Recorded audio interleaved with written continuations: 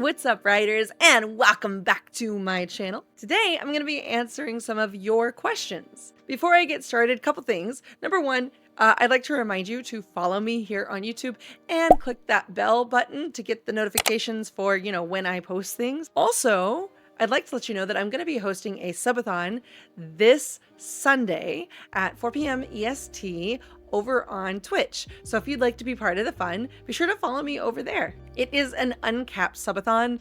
Last time we did one of those, it went for months. We started in July and it ended in October. So I have no idea how long it will last this time. I'm hoping it won't last until spring, but anything could happen.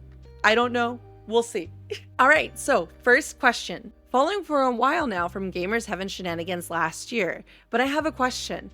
What got you into streaming? First of all, thank you for following since then. I really appreciate you. That means you've been with me since my previous model. So hi, thank you so much for sticking around. Good to see you. Second, honestly, it was kind of an accident that I ended up streaming long term. So a few years ago, I commissioned a VTuber model from Cyberpunk. I intended just to use this model for video calls and for fun little videos maybe that I would send to friends, but I didn't intend to make content with it. I didn't actually use it for content until maybe a year and a half, or 2 years later. I'm not really sure how long it took me ultimately, but I know it was a while. At the point that I started using the model, I was in a really bad place. I was having regular panic attacks. My PTSD was flaring up very badly, and I was in and out of the hospital, in and out of doctor's offices, and I was very close to losing my job. So as an outlet, I started posting videos and trying to connect with other people who were like me to maybe build a community or just,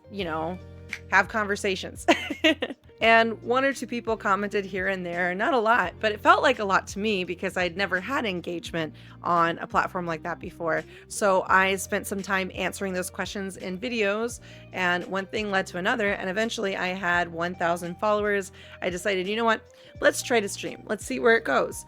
And the first stream, I totally thought I was going to hate it. I thought that I would do it, and I'm such an introvert, right, that I just would be like, ugh, no, this is terrible. Like, I did it once, check off the bucket list. I never want to do it again. But that is not what happened. My first live stream, I think I had maybe 15 to 30 people tops. It was somewhere around there. I can't remember the exact number. And for the longest time, that's where I stayed, and my average viewers on TikTok, which is where I started streaming. The point is that I had such a good experience that I couldn't help but want to do it again. I was in love with streaming. I just fell head over heels for it, and I was immediately hooked. I don't know. I realized after being able to talk directly to my community that I really wanted to do this. It wasn't that I'd seen other streamers do it and wanted to, mimic what they were doing. I didn't watch streamers at all before I started streaming. So yeah, long story short, it was an accident. It just kind of happened. I fell into it and I love it.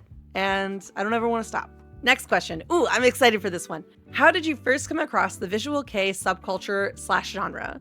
For those of you who don't know what visual kei is a subculture in Japan tied heavily with music and fashion. This is not the video where I deep dive on that.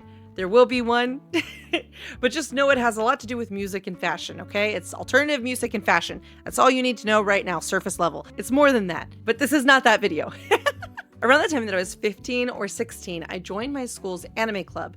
And in that anime club, I met other people who were really into J-fashion and subcultures and music. They are the ones who introduced me to visual kei. So I would go over to their houses after school, and we would sit and we would talk, and they would show me Cure magazines. They would show me Shocks magazines. They would show me PVs, promotional videos. I believe it was Versailles that was the first band that I fell in love with out of all of them that they showed me. And they didn't show me a lot to start before I saw Versailles, to be fair, but it was Revenant Choir and Aristocrat Symphony.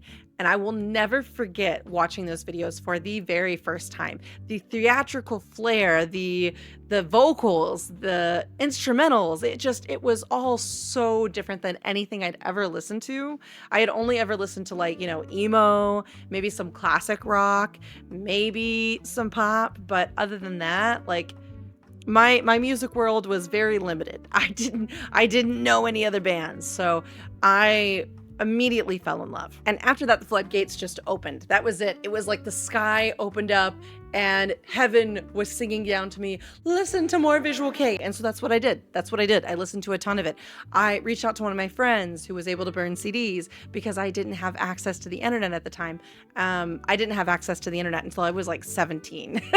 So I was working without a lot of resources here. So I begged them. I was like, please, you've got to burn me a CD. Put everything and anything on it. Your favorite bands. I want to hear everything I possibly can. Whatever you think is the best, put it there. And so my friends put Deadman on there, 𝙁𝙊𝙄𝙃𝙃, 𝙁𝙁𝙃𝙃, Plastic Tree, Luna C, 𝙁𝙊𝙄𝙃𝙃, 𝙁𝙁𝙃, the Gazette, LMC, 𝙁𝙊𝙄, so many bands. And it just was a descent, total descent into Visual Kei obsession. Later, I would discover Phantasmagoria on my own, Lean after that. Then I would discover 𝙁𝙃𝙃, 𝙊𝙄𝙃, Nine Goats Blackout, so many bands, just a slew of bands. And I've never stopped. And yeah, that's how I got into it. Basically, long story short, I liked anime, met people who liked Visual Kei, who were going to anime club, and it just happened. Exposure from other people is how I got into Visual Kei. I wish I could say that I found it on my own, but again, I did not have access to the internet, so if not for my friends, I never would have found the bands that I love and cherish today. All right, next question. And this one, again, I am so excited about. You asked me about music and I'm never gonna shut up. What are your top 10 bands that you listen to? So I need you to know that for me personally, this question is very difficult. It's so hard for me to narrow it down to just 10. If you let me do 10, 20, 30 more, I would. And I would have enough. I would have enough bands to fill that up. So what I'm going to do is I'm going to provide you with my top 10 based on nostalgia and based on fondness of them, not necessarily like how good they are. I think they're good, but also admittedly they are not like the best bands, all of them. Some of them are, and I will die on that hill, but some of them are just more like, you know, they're precious to me. So I'm just going to go down the list, and this is in no particular order. I'm just listing them off, okay? So I got 𝙁Japan, the Gazette, 𝙁𝙁𝙃, Versailles, Malice Miser, Lean End of Corruption World, 𝙁𝙁𝙃, Deadman, 𝙁𝙁𝙃, and �10⁻⁹. Again, these are not necessarily the best bands in the whole wide world, but you know what? I love them. And also, you know what? I want 𝙁𝙃 on there so badly, but you asked for bands, so I resisted the urge. I resisted, okay? Listen, technically Spread Beaver kind of counts as a band, but I'm not going to cheat. That was his solo project. So if you don't know who 𝙁𝙃 is, he was one of the guitarists for 𝙁Japan and was a highly influential musician and is my favorite rock star of all time. He passed in '98, unfortunately, but whenever I'm sad, listening to 𝙁𝙃 always makes me feel better and lifts my spirits. So I don't know. I feel like 𝙁𝙃 has to be mentioned here, but you asked for bands. So yeah. And keep in mind, again, most of these choices are based on extreme nostalgia for the time that I discovered Visual Kei, save for like maybe a band or two. And there are definitely other amazing bands that deserve a lot of love, but just don't have that same nostalgia for me, you know? All right, next question, moving away from the music now. Who is your art mama or movement papa? Your rigging is really clean and the artwork is adorable. Well, thank you, first of all. Oh my gosh, that's so nice. So my artist and my rigger are actually the same person, and she's also a VTuber. Her name is Sayuri Yurei. You can find her here on YouTube and other platforms. She actually just debuted a new model, so you should go check that out for sure. But yeah, she did a great job. I'm really happy with this model. A lot of people have also asked how my rigging is so good. And I'm not making this up. I promise I'm not trying to like toot my own horn and be like, I have the best VTuber model. That's not what I'm saying. I'm just saying that I've gotten a lot of questions about why the rigging is so good and what I did to make the rigging good. I didn't do it. I didn't do the rigging. I can't answer that question. I'm sorry. But what I can say is if you feel like you're not getting a lot of movement out of your model or enough movement out of your model, puppeting. Puppet your model. Move around. I'm moving around constantly. If I moved the way that I move when I'm streaming in real life in public, people would think I'm nuts. they would think I'm crazy. They already think I'm crazy, and it wouldn't help the allegations, you know? So I would say to get the most out of your VTuber model, if you're not getting a lot of movement, be sure to move your head up and down, move your head side to side, wiggle around a bit, you know, make sure you're really articulating with your mouth and blinking and doing all the things that you could possibly do to get the most out of your model. You could have the best rigging in the whole wide world and still not get enough out of your model. Not that that was the original question, but again, people have asked me this. So if you are looking to improve the actual rigging of your model though, I would suggest either commissioning someone that you know does really good work or looking at tutorials. Because again, I'm sorry. I tried to rig a model once. I'll tell you this. I tried to rig a model once. Do you know what happened? I cut out all the pieces. I sat down in front of the Live 2D thing, the program. I don't remember the name of it. I'll put it somewhere on the screen. But I sat in front of it and I managed to make an eye blink. And then I gave up. And then I was like, this is too hard. I can't do it. So if you're doing you know, your own rigging and your own artwork for your model, you are already 20,000 steps ahead of me because I don't have the patience for that. All right, moving on. Next question is, ooh, what's your favorite food? Happy face. So this is kind of a hard one for me. I have a lot of different favorite foods, but the one I always list as my top favorite is curry. And the reason I list curry is because there are so many different kinds of curry, and I could literally eat it for every meal ever and be the happiest person in the whole world. Like, if you want me to like you, give me curry.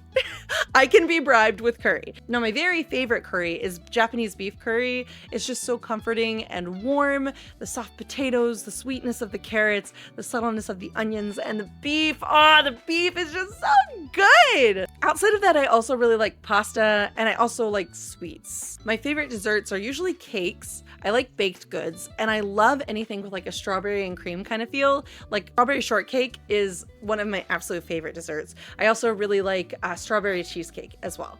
All right, next question. What's your tips on being that freaking cute? Next question. Would you say for ease of face tracking and constraining, a 2D model is easier or a 3D model? Honestly, that really depends on how you're going to track your model. So if you're using VC Face, I feel like 3D models can be just as easy as a live 2D model. But if you're using VR tracking, obviously having a headset and all of your gear is going to be way more complicated and bulky compared to just using your phone or camera for tracking. Personally, I really like the look of 2D and I prefer it over 3D models at this point. I do still like 3D models, but again, the hassle of VR, so frustrating.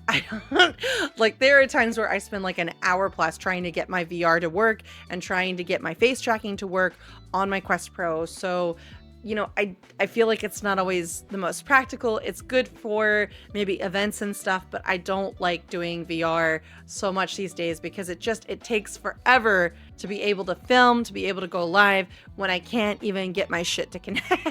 And also, I feel like I should point out that with an older iPhone, I use the iPhone XR and VBridger, the tracking can look amazing. You can do all kinds of cool stuff with VBridger that you can't do with a lot of other programs, though I have heard with Android you can use Meowface. I don't know anything about it. I just know that it's an option. So long story short, it all comes down to preference. It's about what you like aesthetically and how much you want to mess with a 3D model. I feel like setting up VRMs is a headache. I feel like dealing with VR headsets is a headache. And it's just, I like the look of 2D enough and more. So that's what I go with personally, but it's all personal preference. All right, next question. How do you choose what you want your model to be? So I can only speak to my own experience here, but I think the best thing you can do is choose something that you like instead of going for something that you think other people want to see or that will be successful. In my opinion, it's best to be authentic and use something that you can stand looking at 24/7. Like, when you get your new model, you should want to open it up and stare at it all day long to practice with it because you like it that much. Do not pick an aesthetic that you hate. Do not pick something that you think will be popular. Like, don't just do a Genshin style character because that's what's popular and you think that's what's going to get you more views. If you like it, great.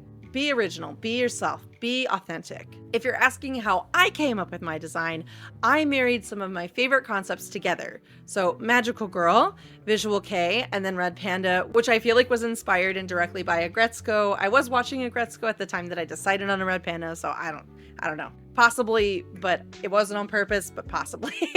And at any rate, that worked for me. I did hire an artist to design it for me. I gave them a starting point and just said, be free, 𝙂, be free, give me the best design you can. And she delivered. So the best thing to do is just sit down, jot down your favorite aesthetics and character designs, try to identify what you like about them, and then come up with a creative way to implement those ideas. All right, next question. What made you become a VTuber, and are you an indie VTuber or an agency VTuber?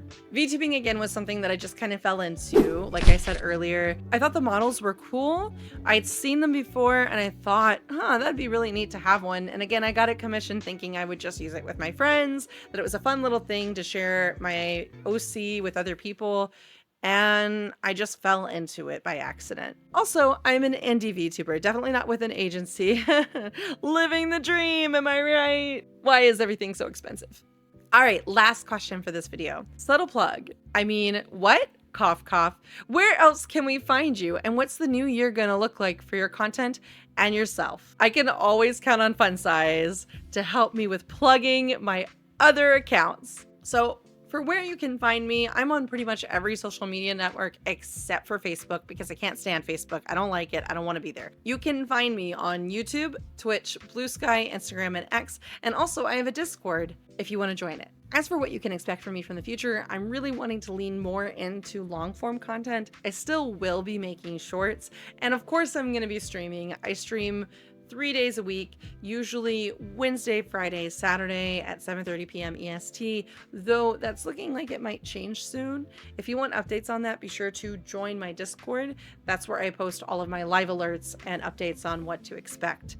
We're also going to be doing a Subathon, like I said, this weekend starting Sunday at 4 p.m. EST. If you want to be there for it, then you should be there. I have no idea how long it's going to go. It's completely uncapped. We're going to start with at least 24 hours on the clock. But yeah. We got Subathon this weekend, so that's fun to look forward to. I'm hoping we'll be able to do TwitchCon this year. I have a lot of ambitions for VTubing this year, but much of it I can't share with you just yet. So as soon as I'm able to, I will.